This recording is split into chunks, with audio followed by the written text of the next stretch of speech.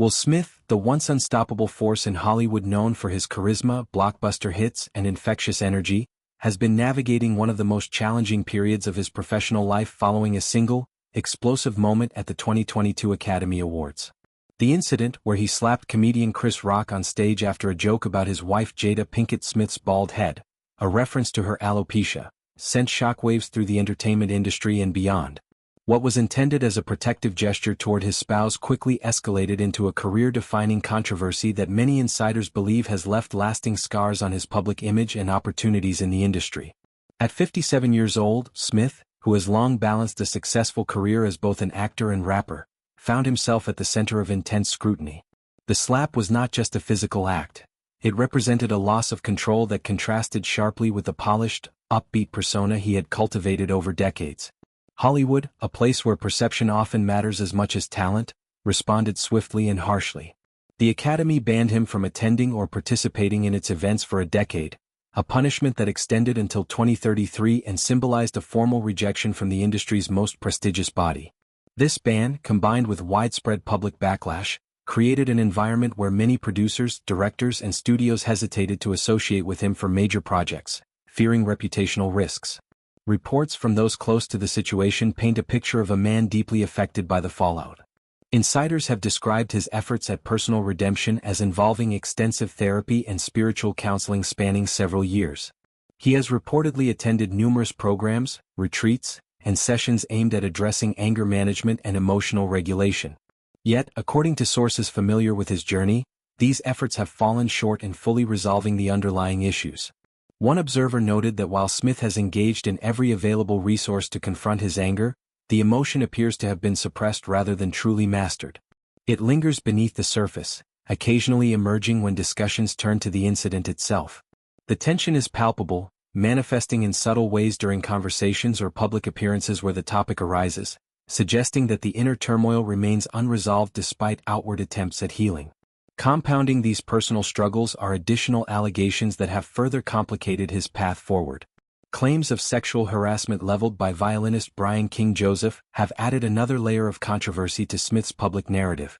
Smith has categorically denied these accusations, labeling them as false, baseless, and reckless. He has maintained his innocence publicly, but the mere existence of such claims in the post-#MeToo era has made Hollywood even more cautious.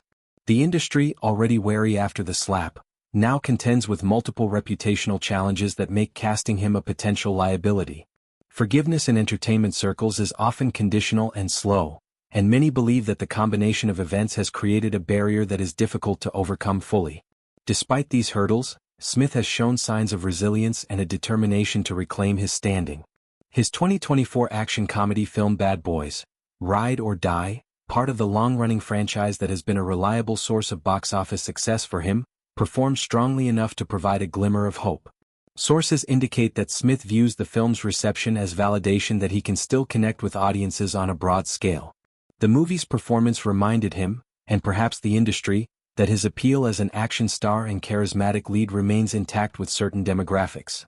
This success has fueled optimism about future projects, particularly one that holds special significance for him: a sequel to I Am Legend. Insiders suggest that Smith sees this potential revival of his post-apocalyptic hit as a pivotal opportunity to re-establish himself as a serious box office draw. The original film was a massive success, blending action, drama, and emotional depth, and a follow-up could recapture the magic that made him one of the highest-paid actors in the world during his peak years.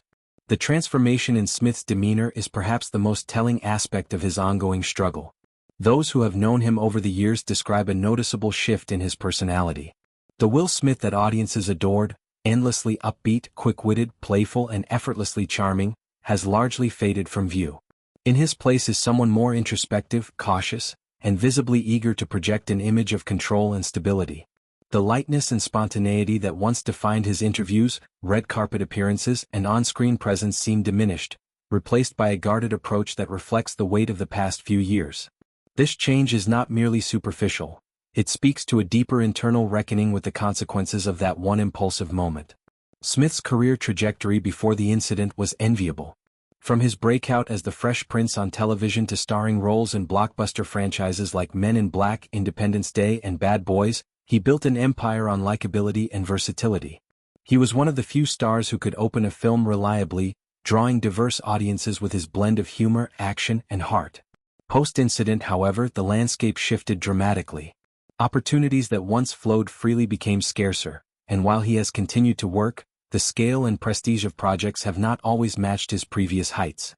The Bad Boys sequel's success offers a counterpoint, proving that fan loyalty persists in certain genres, but broader acceptance remains elusive. Looking ahead, Smith's path to full redemption will likely depend on a combination of consistent personal growth, strategic project choices, and time.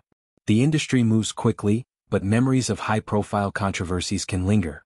His commitment to therapy and self-reflection suggests a genuine desire to evolve, yet the insider observations about suppressed rather than resolved anger raise questions about long-term progress.